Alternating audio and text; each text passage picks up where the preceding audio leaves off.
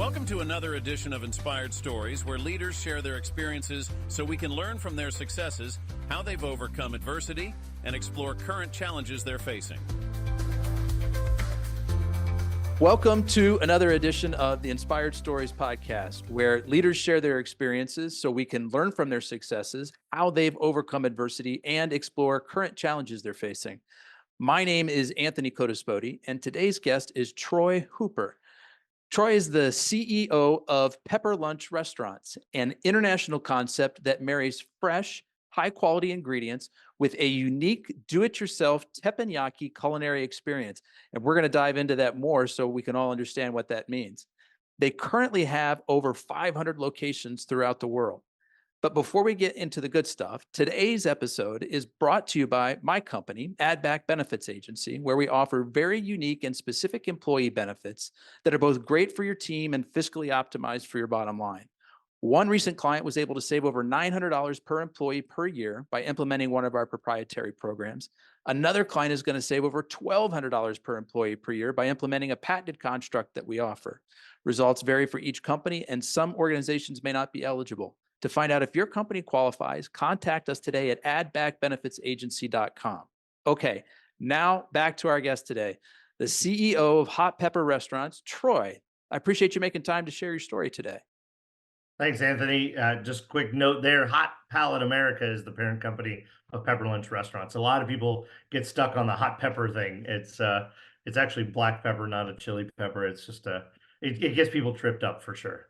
Well, I apologize for that slip up, okay. but thanks for calling that out. So the Hot Palate America is the parent name of the entity, but it's Pepper Lunch Restaurants that That's is right. the That's franchise concept that you guys are proud to be part of. Tell me about this restaurant concept. What is new? What's different about this thing?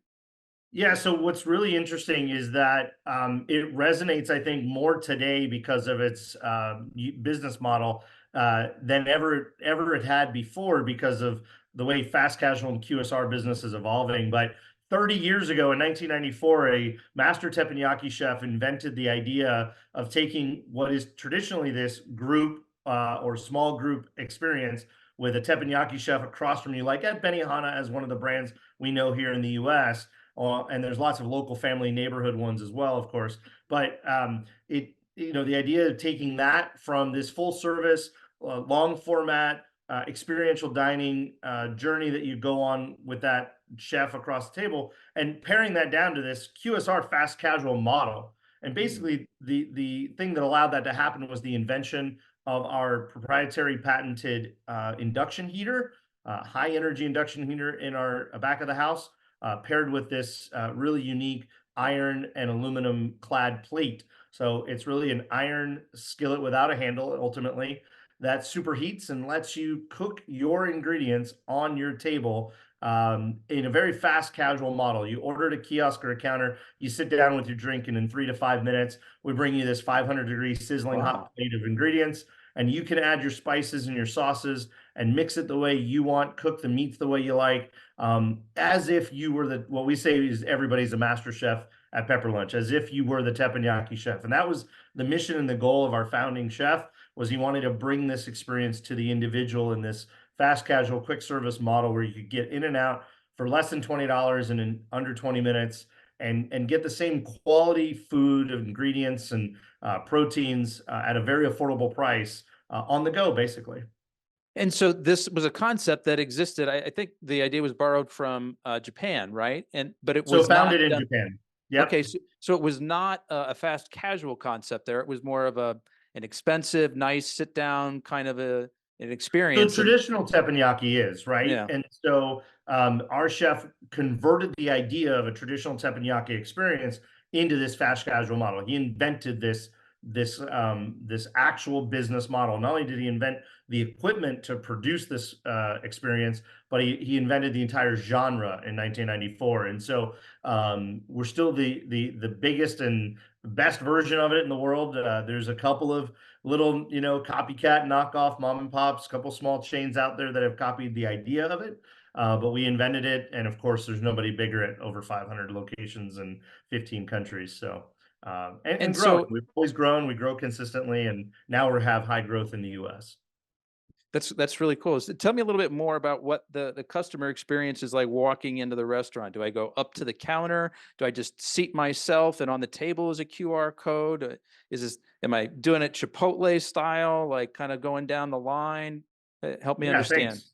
Yeah. So it depends on where today. Our new stores are going to have a very defined experience here in the US. But throughout the world, there's some variables to it, but it is fast casual. You are going to order at a counter with a person, traditionally, like across a typical fast food or fast casual concept. Or you're going to order at a kiosk, and we're going all digital here in the US with what we call a hospitality host. So you're going to walk into a Pepper Lunch in the United States in the next few months, and somebody's going to greet you and they're going to ask you if you've been there before and if you'd like some guidance or some suggestions, or let you know what the latest and greatest LTO or beverage product or our new dessert is, that kind of thing. They're going to walk you over to a kiosk and you're going to order yourself or with their assistance. And so you're going to order that, and you're going to get a beverage, you're going to sit down, and in 3 to 5 minutes, we're going to bring that plate over to you. Just like any other fast casual concept that takes a little bit longer to prepare or cook your food, they're going to bring it to you. So it's not true fast food where you get your food by the time you pay, or Chipotle style or Blaze Pizza style where you're going down the line, as that's called typically. We're not a bowl concept. We are fresh, high quality ingredients put onto this sizzling hot plate. And we have an option of 6 sauces and a couple of spices. You can kind of mix it up your way. We have a bunch of add-ons, not unlike those bowl style concepts where you can choose some different ingredients to top on top of your dish the way you like. But yeah, in that model, you're going to order at a kiosk or at a counter service. You're going to sit down. We're going to bring your food in just a few minutes. And then you're going to really mix it and sizzle it your way, as we say. If you like your meat medium rare, take it off the hot plate, put it on top of your rice right away. You want a little bit of sauce, you want a lot of sauce, you want 2 different sauces. You can do it the way you like. So that's the real beauty of what we call DIY teppanyaki. And people, I'm guessing this is a fun experience. Like they enjoy sort of getting to be involved in the whole process themselves.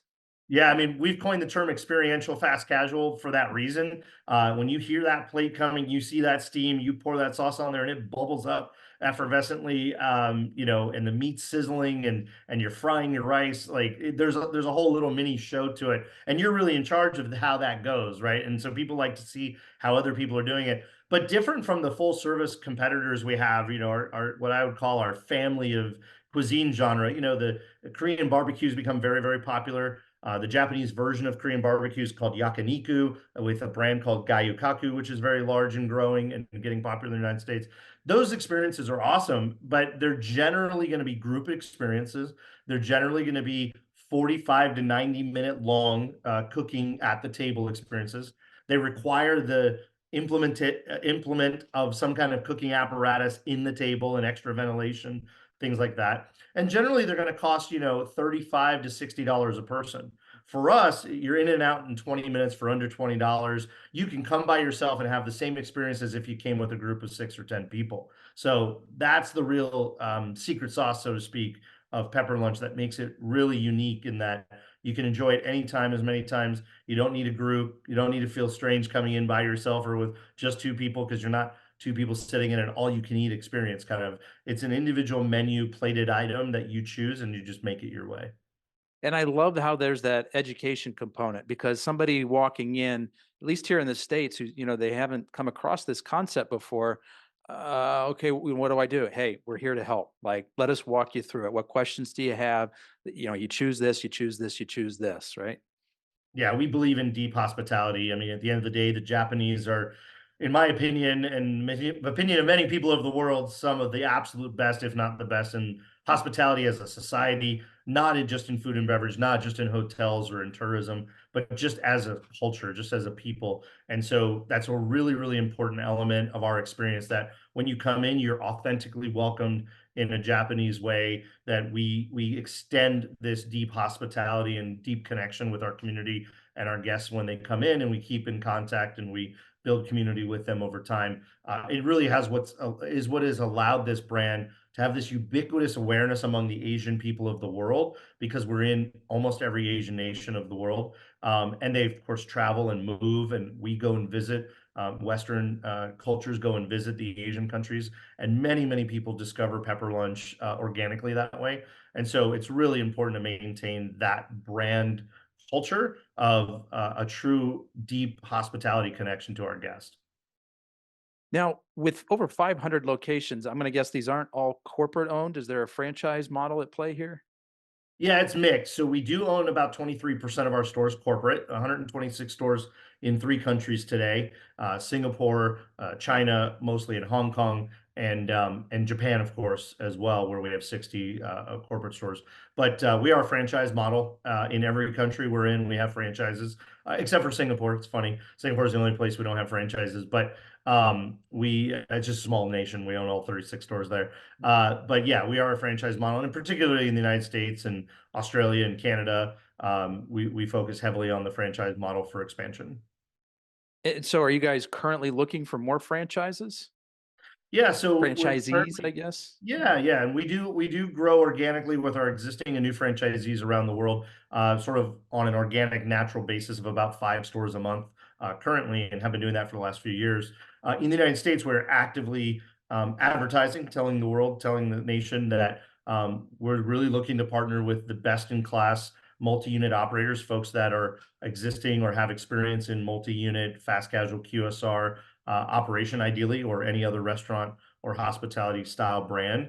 But yeah, we are being aggressive and selective, right? We're looking for the right partners that will have experience in a particular territory that they operate in already, and understand the value proposition that Pepper Lunch brings as a business opportunity, but also as a dining opportunity to a community. And we're looking for them to open multiple restaurants in each market that they choose to engage us with. So, yep, very active on the franchising front, spending a lot of time at a lot of conferences and summits and expos and things like that to get the word out and educate the world about Pepper Lunch. And so, what territories are you looking for? Is it all 50 United States? Is it Canada? Is it paint a picture here? Yeah, so right now we'll start offering in Canada in 2025. We do have one store that's been in Canada for a number of years. We're developing the infrastructure there and the supply chain, negotiated supply chain infrastructure to be able to be very successful in Canada. So we'll go to Canada in 2025. Right now, it's the majority of the U.S. A couple of states, North and South Dakota, not to discriminate, but if somebody calls us from there, we can do the registration. There's some legal extra paperwork in about 13 what we call registration states. But currently, we're offering in just about every state in the country. And we do have franchisees who have come on board in the last year, and all of them are in development of multiple stores at the same time. So we're going to see a number, at least 5 or 6 new stores open here in the United States this year. We're on track for about 25 new openings in 2025. And then we're probably going to compound that into the 50, 60 store opening range from 2026 on. But yeah, we're coming to, we've announced Utah and Hawaii, Arizona. Specific sites are about to be announced in the next couple of days, as a matter of fact. Specific leases have been signed, and so we're excited about some of those locations. And we're also in Florida and Central Florida with Tampa Bay and St. Petersburg and Orlando and Gainesville, Florida as well. A couple of great deals on the horizon, can't yet announce, but continuing in the Western U.S. and our first growth plan in the far northeast, wink, wink, big cities of the far northeast coming soon too. Exciting. Well, I'm here in Central Ohio, and so when you guys have got an announcement here, please let me know, and I want to check one of these out.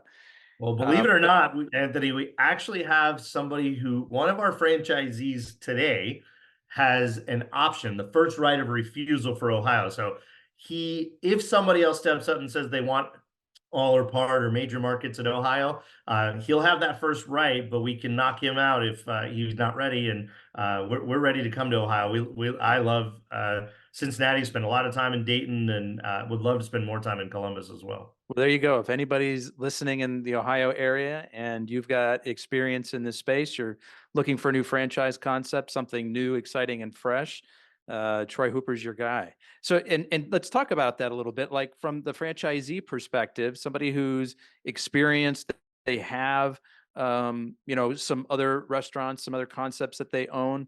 What is it that they get with Pepper Lunch that maybe isn't common with their current setup?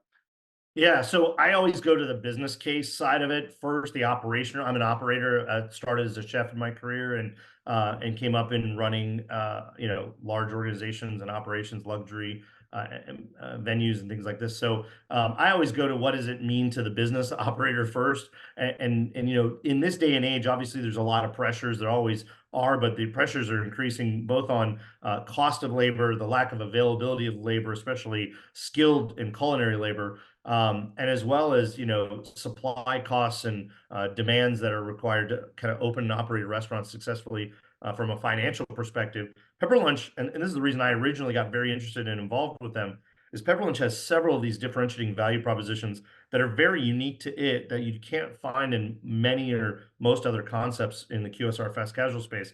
One is we need very, very few people to run a store. We can run a food court kiosk with 3 people and serve 700 plates a day. But our average inline restaurant, brick and mortar, as most people would refer to it, is 1,700 square feet, and it can run from between 3 to 5 employees per shift. So that's a very low total labor model. We have no prep labor. We do all of our supply chain is redundant and secured nationally with purveyors that provide us our ingredients fully rendered and ready to go. That means all of your vegetables are sliced, diced, chopped, and put in a vacuum packed bag and portioned for you. All of our meats are cut and sliced ahead of time in vacuum packed per each or in small batch, etc. So we've made it really, really easy. So we literally have no prep. Matter of fact, you make rice in the store and you have to be able to push 3 buttons to do that. We've automated the rice production so it's consistent and high quality. So that's a huge differentiator. And also on the labor side, no culinary labor. You don't have to have ever worked in a kitchen to come operate and or work inside of a Pepper Lunch. And so you don't have to have a prep cook, a line cook, anybody that's ever had experience, because we're not actually cooking anything. We're serving all of our ingredients raw or pre-prepared or pre-cooked onto this hot plate where the guest is actually making it their way. And so essentially cooking it themselves. And so you're not making sauces and you're not chopping, dicing, slicing, you're not rendering meats and things like that. So because of that, the total labor cost and complexity of labor and difficulty in finding the right kind of labor all really goes away. And so that's very, very attractive to a multi-unit operator who is currently likely struggling around finding high quality and enough labor to run their businesses. So that's really attractive. And the fact that Asian cuisine is the fastest growing cuisine in North America for the last 3 years with no sign of slowing, that Asian culture among people under 30 is the #1 culture of interest, both in gaming and music and art and travel and food, etc.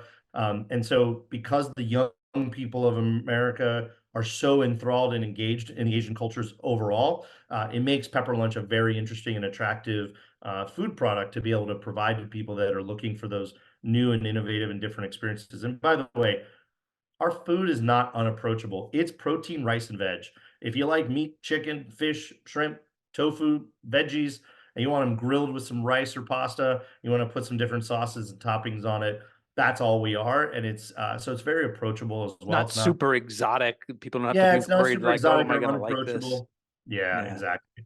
So those are some of the differentiating value props that multi-unit and franchise entrepreneur operators are looking for. And so the fact that we hit on multiple interesting propositions that matter both to the top and bottom line, but also to the longevity potential of the business, really appealing to young people as they grow into their first jobs and new families and the teenagers go to college and things like that. We become a very affordable, regularly visited, and a great place for gathering because of that experiential side. So a lot of people do like to get together in small groups and come together and have these experiences together.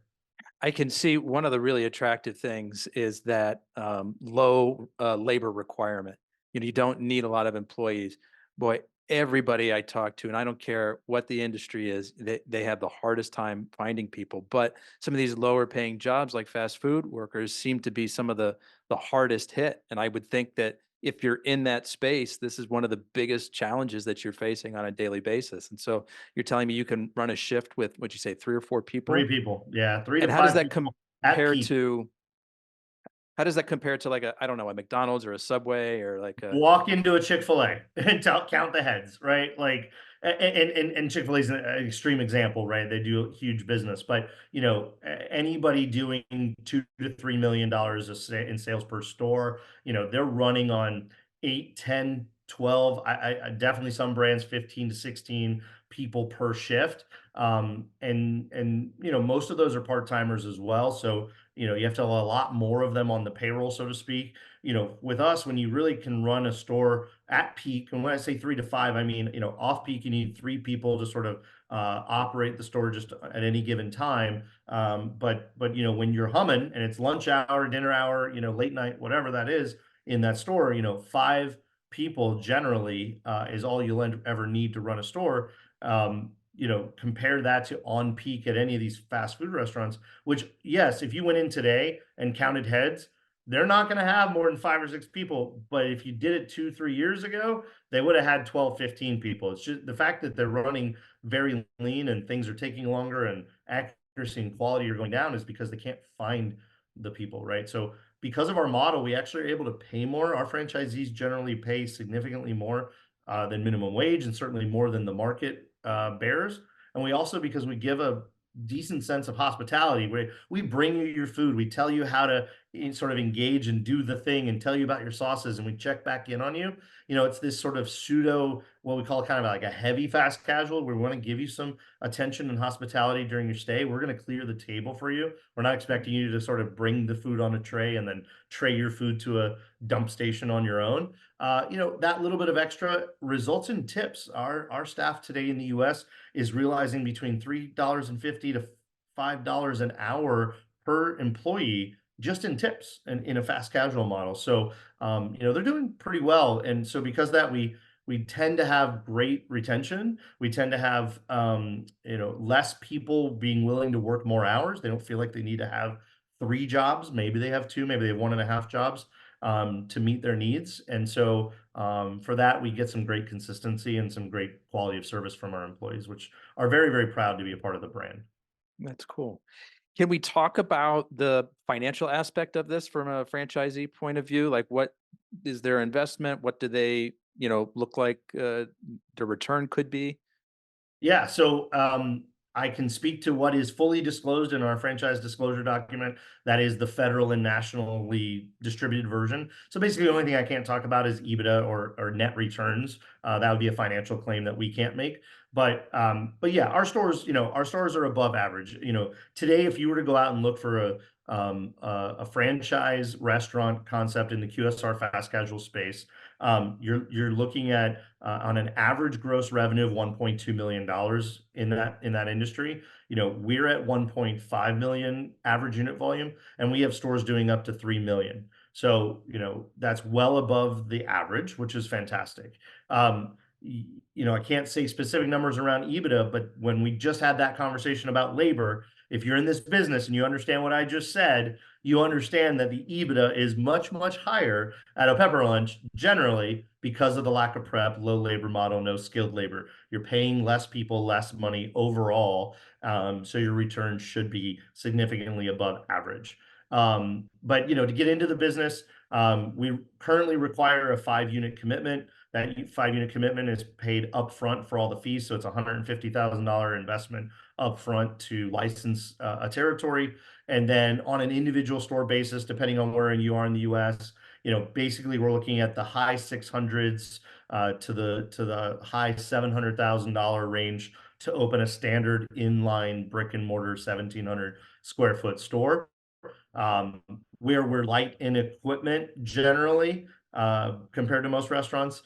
We do have some really high quality millwork and build out and some specific requirements in the furnitures and fixtures. So we come in pretty average. Most fast casual restaurants today would be 680 to 750,000, and we're right in that range to build and open an individual store. How did you get started with all of this, Troy? How did you get into Pepper Lunch? I did a podcast. Anthony, you're going to be very proud and happy to hear that. Yeah, so in early 2022, I did a podcast. About 2 months later, a president and COO of a hospitality group joined one of his brand leaders on a discovery phone call. He called me to learn about what my consulting practice did, and was asking for help in potentially getting acquired or getting an investment. And that's president and COO and I sort of hit it off a little bit. We had a little bit of a follow-up call. And about 2 months after that, he emailed me and said, "Hey, Troy, a good buddy of mine, my roommate from my MBA program, is just joined this private equity firm, and they bought this brand, and they've been struggling to get off the ground in the U.S. And he needs some advice, and maybe you can introduce him to some people that he's trying to get this thing going. And would you mind if I introduced you?" And I said, "Of course, absolutely. I got this term from Sean Walchef. I'm weirdly available. I'm very approachable. I'm very accessible." So I was like, "Of course, I'd be happy to." Coincidentally, his counterpart was from Japan and happened to be in San Francisco, and said, emailed me immediately and said, "Hey, Troy, I'm going to be in LA in 2 days.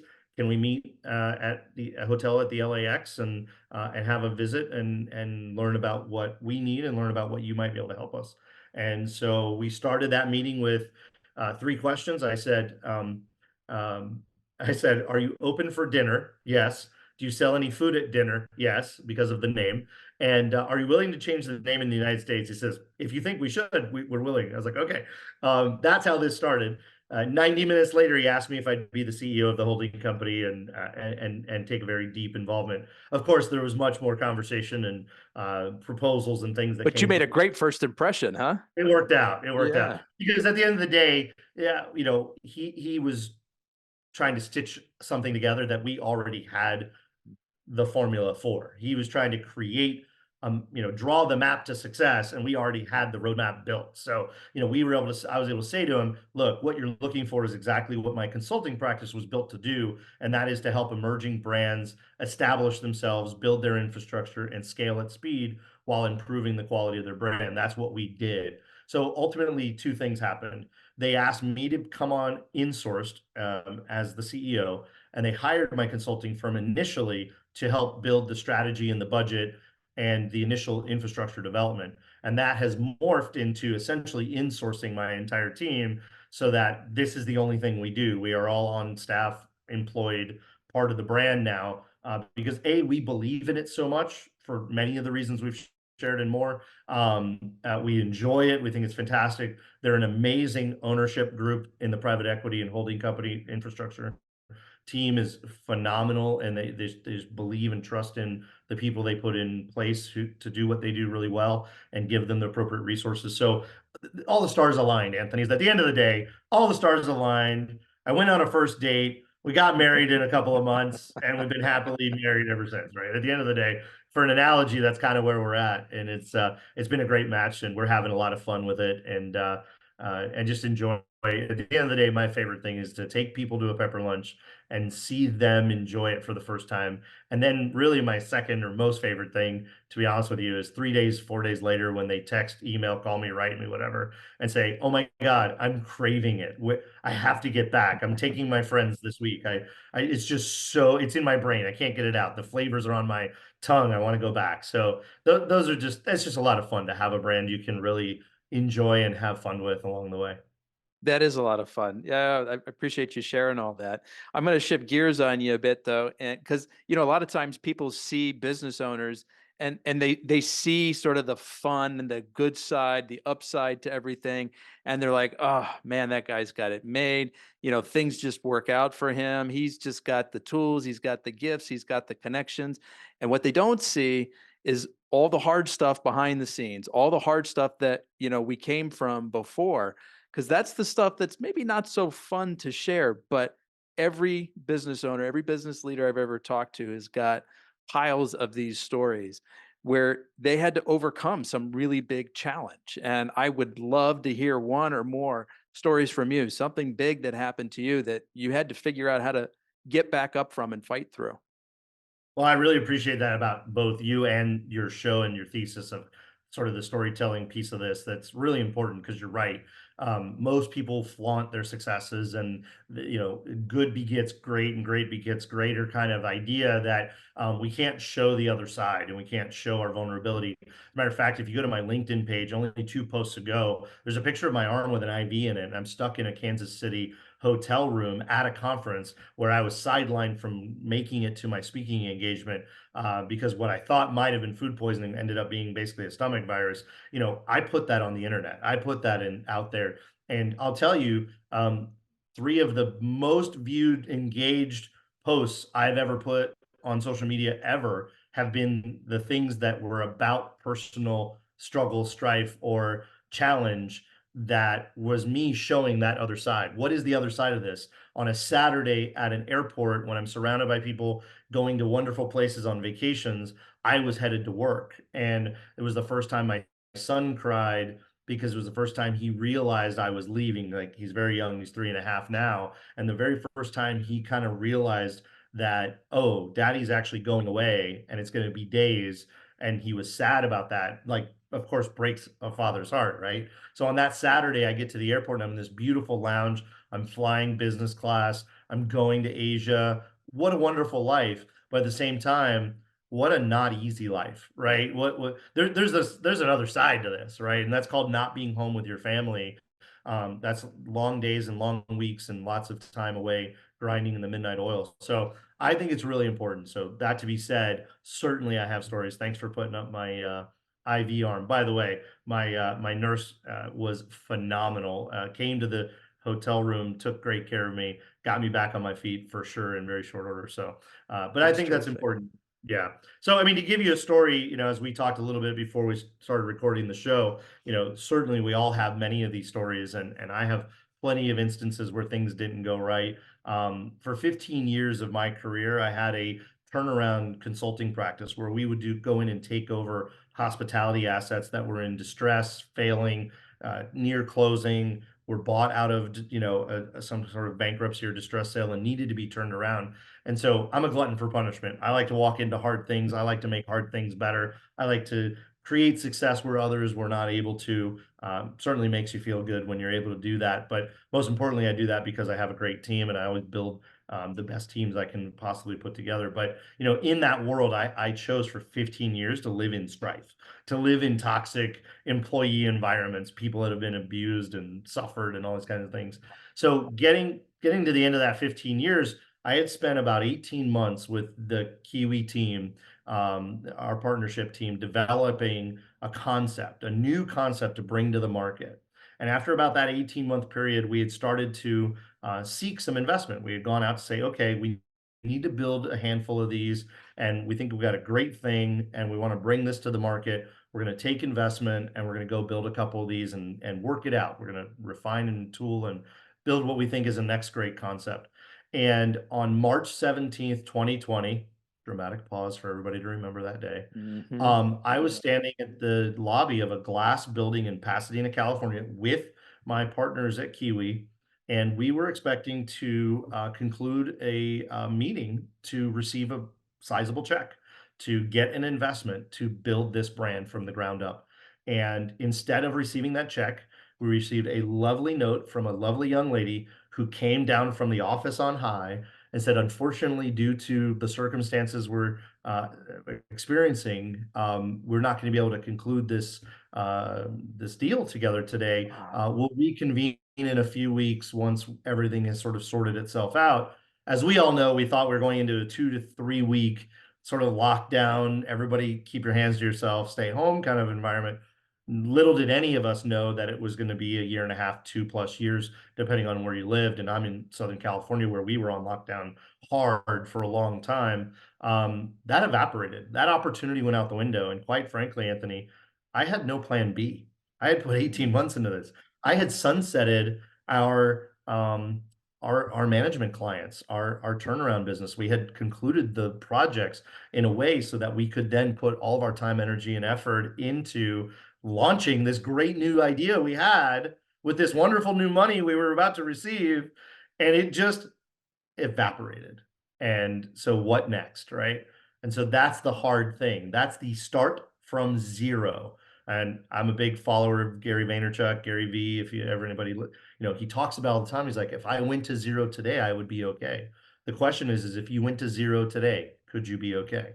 If everything you knew and believed, if everything you would plan for and work towards, if the rug was pulled out today, what would you do tomorrow? Right. And so I was faced with that moment. And thankfully, it had not been the first time in my life I had faced that kind of moment. I lost everything I owned as a 16 and a half year old in Hurricane Andrew in Miami, when my house was destroyed. And we rebuilt from there. And my father got, and my mother and my father got cancer, and both passed away within a year of each other, 2 years after being diagnosed. My entire world, as many of us go through these kinds of strifes and struggles in life, the big C, cancer, came to our door, and I had to, we all have these. The question is what do you do? The now what is the real story. It's the real motivator. I mean, hopefully inspiration, right? Is the what after. And all I can tell you is from that moment till now, look at me now, right? At the end of the day, I'm a holding company CEO, co-CEO of a brand, 500 units, growing rapidly, fantastic position to be in, a great opportunity to be an inspiration, a mentor, a motivator, somebody to talk to and get advice from that has gone from zero to here in a few years, through quite a few trials and tribulations and, restarts, so to speak. But ultimately, if you're really focused on your passion, you really do what you love with life, that's a contagious thing. People want to support that. People want to lift you up. People want to promote you and push you forward and help get you the things you need to succeed. Ultimately, that's the story. So where you were, March 17th, 2020, you thought you were about to take off on this great idea. COVID hits, shuts everything down. The finance people, they pull out of the deal. You're left with nothing. You had wound down your other company. Okay, now fast forward, as of this recording, we're about 4 years later. You're in a great spot. You're with a great brand with a great trajectory. I want to hear about some of this in between part, especially the first weeks, the days and weeks after this just tragic thing happened. I mean, talk about the rug being pulled out from you. How do you come around to pick yourself up and take those next steps? What do those first days and weeks look like for you? Well, the first month you think it's all going to just come back around, and then you get to month two and you're like, uh-oh. And then month three, you're like, when are we ever getting out of this? So literally staring out the window, right? So I actually, believe it or not, I got real active on the internet, right? Where was it possible to interact and communicate with people? And at the time, it was funny. I was in a mindset of wanting to help. Like, I knew restaurants were about to be in trouble, and what were they going to do? And I was really inspired to see people turning their restaurants into farmers markets, essentially, right? The local bodega, things like this. And so I just started spending a lot of time on the phone and on the internet, LinkedIn, interacting with my cohorts, colleagues, peers, mentors, people in the industry, really trying to think about and look at, well, what is this going to change? Like, what is now going to be different? If and when restaurants start to reopen, what is going to be different? Like, literally, do we all have to have kiosks? Do we have to have QR codes? So really I went into learning mode. I really started learning about technologies, about what people are building, started talking to contemporaries about new industry models, and thinking about, when this door reopens, what are we going to have to change about our concept? Because we were fully in belief that that check was still coming. We were still going to launch I mean, for at least 6 or 9 months, we were just clinging on to the faith that this thing was coming back around, and we were going to just go right back to where we were on March 17th. So I'll be honest with you, a little bit of, not delusion, but just prayers and hopes. There was And some hope there. yeah, there There's was still hope some there. hope. So hung on to that for a good 6 months or so, at least. My wife was pregnant with our first child, and so that was a huge consideration. Luckily, she was employed in such a way she was not going to be losing her job, be furloughed, et cetera. So we had that stability, we had that consistency, and then we had a son. And quite frankly, we had a son, and I became Mr. Mom. For people over 45 years old, the references to a movie that I think, was it Tom Hanks or Keating? But anyway, Yeah, Michael Keaton. yeah, I think it was Michael Keating. Yeah. Anyway, Mr. Mom, and that was my focus, right? So honestly, I spent about 6 to 9 more months really only focused on being a stay-at-home dad, so that my wife could continue to be the breadwinner, supporter, et cetera. And fortunately, we were in this position to be able to maintain that. But along the way, to be honest with you, I found an app called Clubhouse. I love making pizza, so I got on the pizza club on Clubhouse. I then found people like Chip Close and Monty Silva and eventually Sean Walchef. This community was coming together, growing, being closer knit. People were sharing the struggles, talking about what next, looking for opportunities, looking for ways to pivot. A lot of people took the opportunity to begin their own businesses, right? If the rug's pulled out from under you in this thing you thought was so incredibly stable, this job, right? This business that you owned or you had, a lot of people were like, I'm done. I'm going a different direction. So a lot of people were talking together about what that looks like and how to solve those things. And so community was being built in a way that put me in a position to share my experiences, share my expertise, share my knowledge, share how I've done what I've done to at that time have done very well.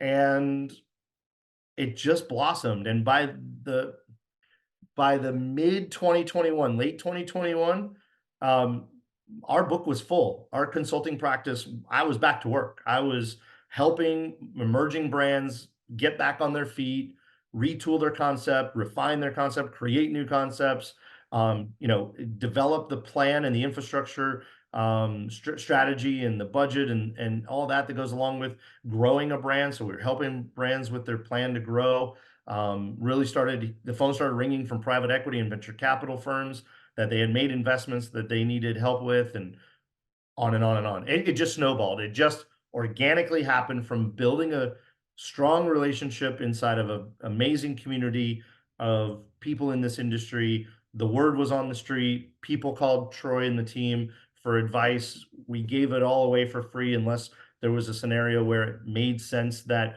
we could bring all of our tools to the table and get involved in something. And we got involved in a couple of projects. A couple of them were very short-lived. That they ran out of money. They took bad money. They had a shakeup at the board. Like this just kept kind of fitting and starting.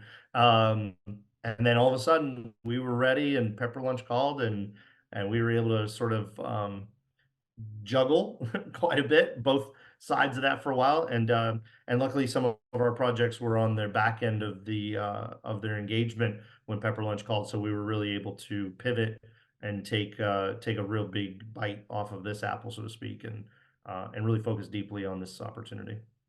So I want to focus on this a little bit because I think there's a lot of great lessons for people here, whether they're business owners who've just in one way or another had the rug pulled out from them in a way like you just described, or they're not business owners, but they worked for a company and now their employment opportunity has changed. They're looking for something new and they're not sure where it's going to come from. And I don't know I don't know what to do. I'm looking for jobs here. I'm posting on LinkedIn. I'm on Indeed, or as a business owner, like I'm doing Google ads, I'm doing Facebook ad, like, how can I make things happen? And I think, there's some inspiration to be drawn from what you shared here. And tell me if you think this summary is accurate. What you did was one foot in front of the other. What is something I can do? You focused on building your network. You focused on providing value and giving first. And it sounds like the rest kind of took care of itself. Give without expectation. If you have something to give without expectation.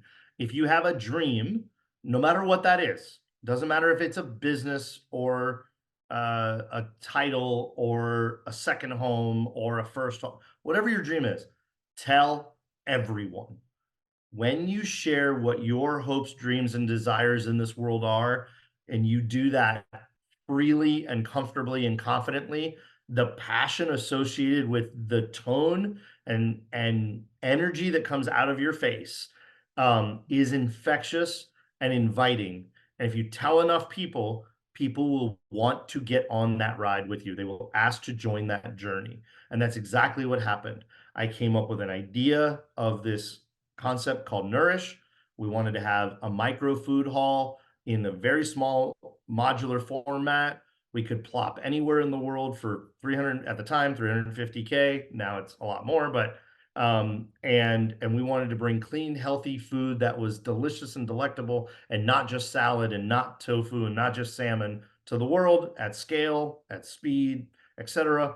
I told enough people what the vision of this idea was that the right kind of people said, "Hey, I can help with that. I know people, I know money, I know I've done things like this before. I want to be a part of that journey. How can I help you? Right. And so my advice to everyone is give what you have without expectation. The ROI on that is immeasurable. You cannot imagine the factor of return on that time and that energy that you give out. It just will come back to you in absolute goodwill, karma, universe, whatever you want to call it.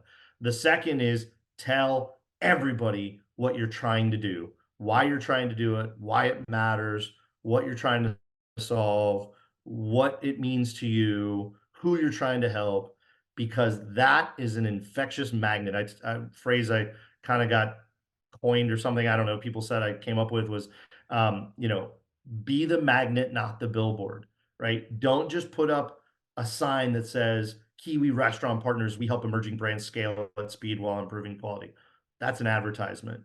Be a magnet. Tell people why you're trying to help emerging brand founders because you've seen so many of them get screwed over in this franchising world. You've seen them struggle and lose the money they had put aside, which was not enough and didn't have enough time. But you've seen people struggle and you have the map. Like, why stand in a field and watch a bunch of people wander around lost when you can tell them how to get from where they are to where they want to go?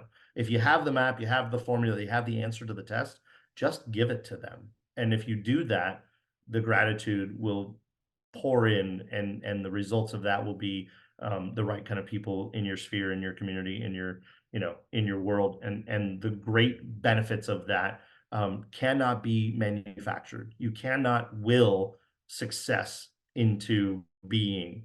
It has to come because you're doing the right things for the right reasons with the right people. And I think an important thing that you talked about there was share your dream with everyone. But this is a hard thing for a lot of people, right? Like to reach out and ask for help, and you feel like you're bothering people and you're self-promoting, and does that come across as selfish or annoying? And what advice would you have for people that are kind of in that mindset, or maybe they're just like, it's just hard for me, like I'm an introvert, it's not easy for me to reach out to people? What coaching could you give there? Um, when you put it on the internet, there is no direct relationship yet built, right? So, point being, you don't have to go to the networking event, the pitch night, pitch competition. You don't have to go to the conference and force yourself to walk up to people in person. And you certainly don't have to get on camera. You don't have to be on a podcast visually. You can be on a podcast audibly. You don't have to point the camera at yourself and create the content that is going to be the discovery engine for people to find out what you're all about and what you're interested in. You can do this, write a blog, contribute an article, contribute in writing an article in a trade publication. You can put thoughts on LinkedIn without words, pictures, video, or anything.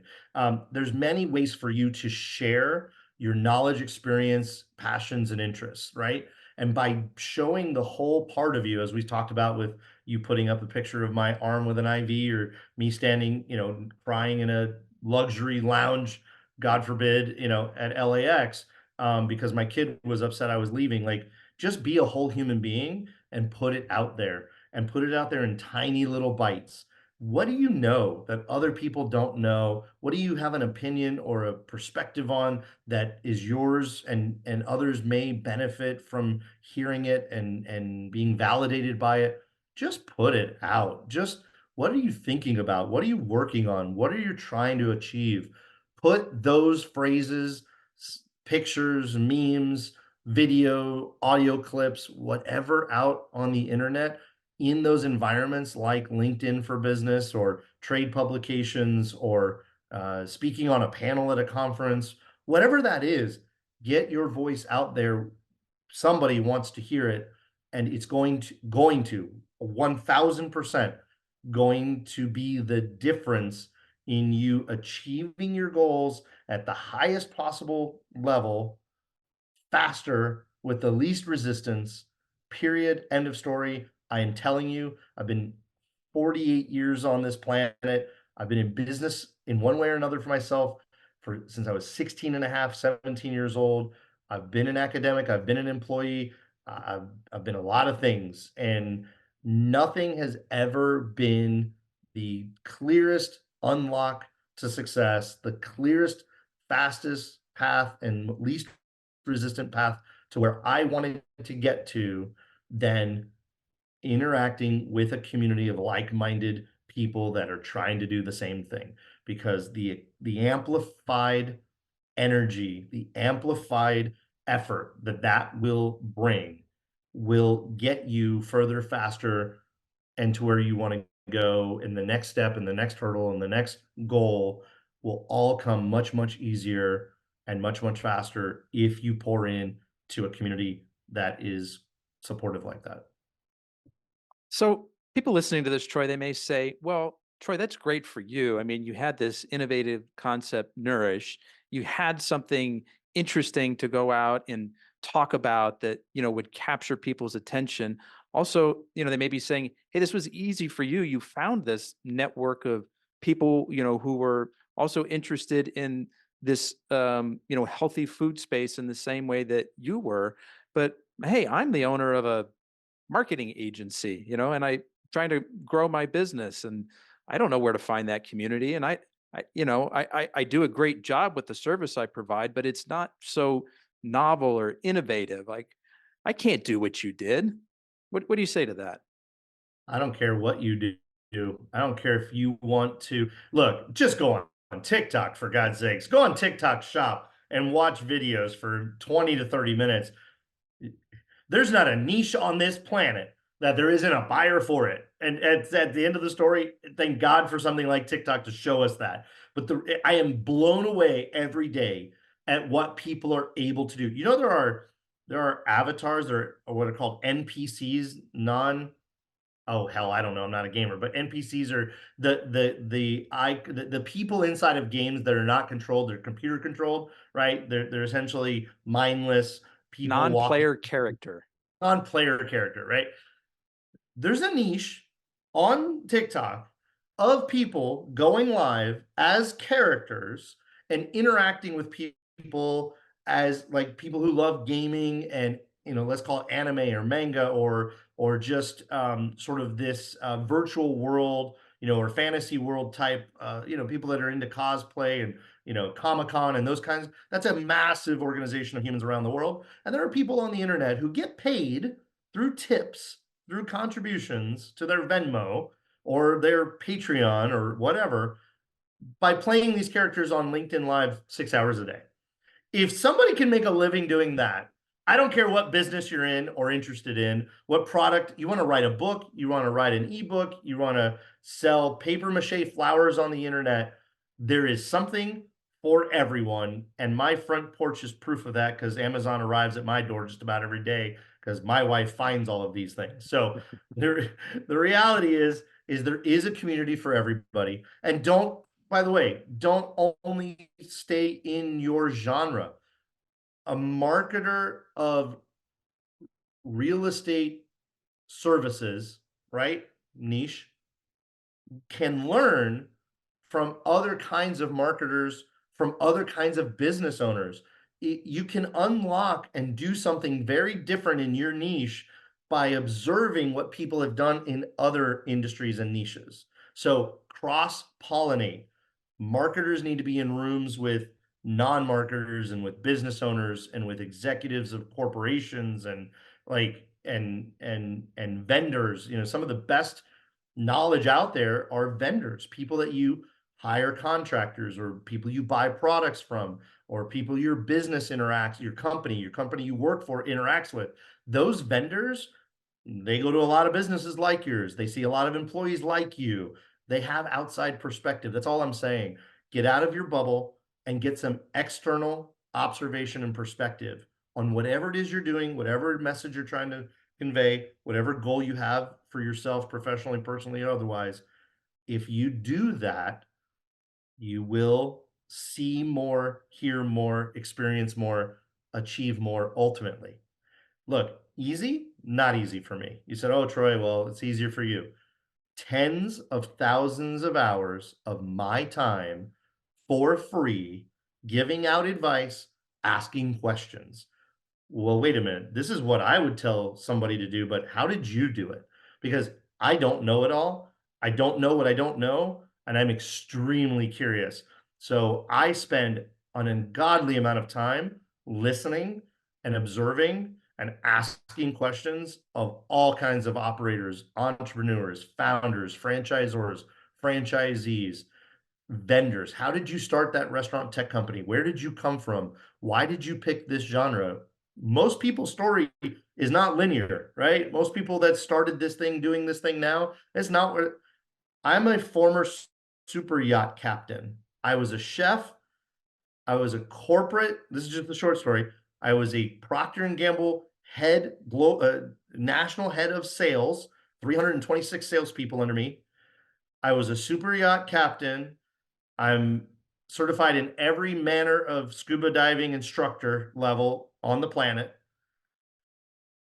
There's nothing I haven't done, tried, tasted, checked out, looked into, thought about doing, thought about being in my life, right? Very curious person. And so at the end of the day, like you said, one foot in front of the other. And if tomorrow you decide you don't want to continue down that path, pull out a machete and start whacking at the weeds and create a whole new path. Troy, any specific books, mentors, or experiences that have helped to shape your professional career or you personally? Yes, I'm not a huge reader. I do listen to more audiobooks than I read, but there's a handful. Look, I started, and this is a little outdated. They wouldn't be happy to hear me say this, but for some people, it's still very applicable. I got very lucky at 26 years old and found the Seven Habits of Highly Effective People by Stephen Covey. Um, that was a great foundational building block for me. I'm a huge follower of Gary Vaynerchuk, observer, listener. If and really his content between 2016 and 2019, I think is really focused on developing yourself and your passions and your business and your entrepreneurial journey, if that's what you're into. I think if you are trying to be a better leader, Gary wrote a book last year called The 12 and a half, which is really about the EQ.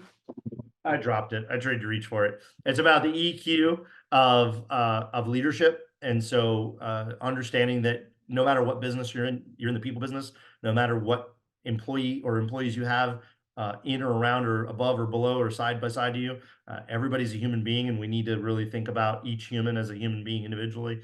That's a thesis I've always had and believed in my turnaround business, particularly. So 12 and a half by Gary Vaynerchuk. Will Guidara, Unreasonable Hospitality, is one of the most inspiring books. I think he's one of the most inspiring speakers out there as well. I just saw him at Mertech recently. So I love Unreasonable Hospitality. No matter what industry you're in, you can learn a lesson from Unreasonable Hospitality. There's some classics. I think a few people, everybody should read Good to Great. I think that's a really obvious one that if you haven't gotten into, and again, you can read these things, listen to them on YouTube, audiobook them, whatever. But I definitely think I'm always curious. I always want to learn. Don't do a lot through reading because it just takes a lot of time, and I'm not really a fast reader, but I do try to consume the content of these lessons wherever I can. Right. I just have one more question for you. But before I ask it, I want to point people to the best way to get in touch with you. What's the best way for people to reach out? Either they're just inspired by your story, they want to ask you some questions, or perhaps they're interested in the franchise opportunity that we talked about at the beginning of the episode. I am super easy to find on LinkedIn. It's a little funny because it's J. Troy Hooper. I have one of those long names, so J. Troy Hooper. But if you just look for Troy Hooper, Pepper Lunch, Troy Hooper Kiwi on the internet, you're going to find me. I do a number of podcasts on a regular basis. I'm readily available, but find me on LinkedIn, DM me there, connect with me if you can. Yep, that's the one. Pretty easy to find. I have the same headshot everywhere on the planet for like the last 5 years. I think I kind of still look like that guy, a little heavier than that guy, but easy to find, easy to connect with, easy to reach out to.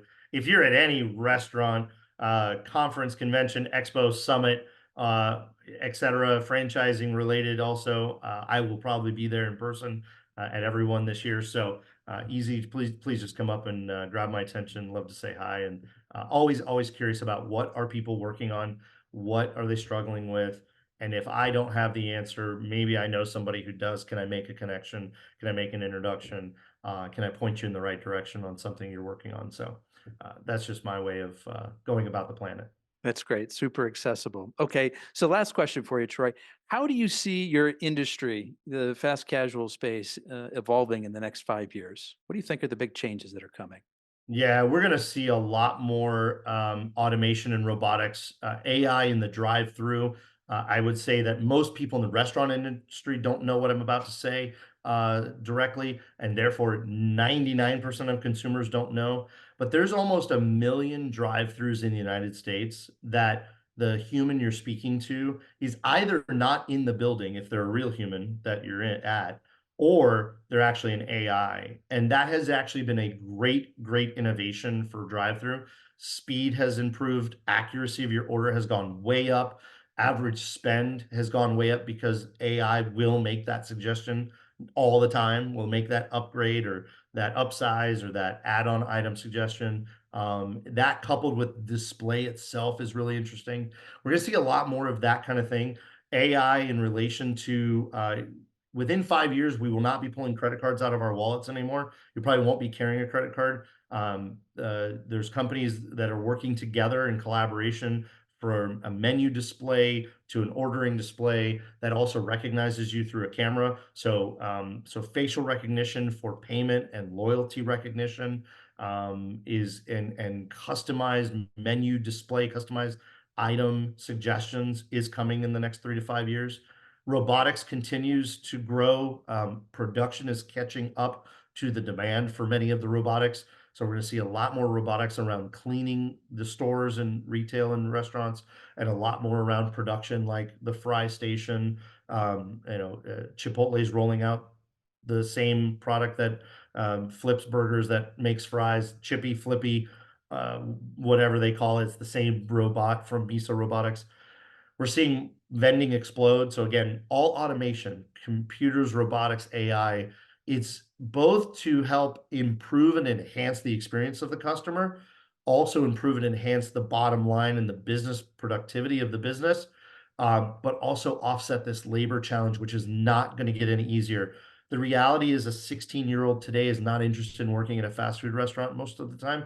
If they have access to a computer or a smartphone, they probably can make more per week on the internet trying and testing and playing with ideas than they will in your fast food restaurant, except for California because we went to $20 2 days ago. So you can still make a decent living at $20 an hour here in California, but our costs are going up dramatically. So that is really the future of QSR fast casual. And that is accelerating. It's been something that's been brewing and testing and tried and trying to find its way and trying to find its footing for a number of years now, but it's really hitting and it's starting to hit scale, and scale equals economies of scale financially to make things more affordable, more readily available. And as that happens, it becomes a no-brainer to engage with these solutions. So we're going to see a lot more of that. Are any of these innovations things that you think Pepper Lunch is going to benefit from? Because you don't have the drive-through concept, right? And you don't have all the food prep that a lot of other places do, where you would benefit from the robotics. Yeah, we're actively testing a semi-automated, what's called a rotating kettle walk. It's a iron walk or iron cylinder on a programmable base that we can program for speed, time, and temperature. And so we are actually going into R&D project now to see if that production methodology will allow us to be more efficient on our to-go, what we call off-premise business. So when you order to go right now at Pepper Lunch, we actually have to mix and cook your food for you on the iron plate. Takes an employee out of the mix for a little too long. And so we're trying to move that to a semi-automated space. 100%, I think voice AI ordering for us on your phone, on your Alexa or type device at home, in your car, and at the kiosk in the store. I think voice ordering using the same technologies these drive-throughs are using is something we will look into, adapt, and adopt over time as they become more readily available in the store. So yeah, we're always being curious, looking, we go to National Restaurant Association every year with one purpose as a learning exercise. We take our entire global leadership team this year and we go simply to learn. What are you doing? What do you have? How could that benefit our business, our customer, our employee? So we put in the time to make sure we know what's brewing, what's out there, what's growing, what are people doing. I'm talking to my peers all the time as well. What are you trying? What are you testing? How did that go? How's that impacting your business? How is that helping your employees or your customers? So, again, back to community, the more we talk about our successes, our failures, our challenges, how things are going, the better all of us are going to be resilient and be able to continue to survive. Roy Hooper from Pepper Lunch Restaurants. Thanks so much for sharing your story today. Thanks for having me, Anthony. It's been a pleasure. That's a wrap on another episode of the Inspired Stories podcast. Thanks for learning with us today.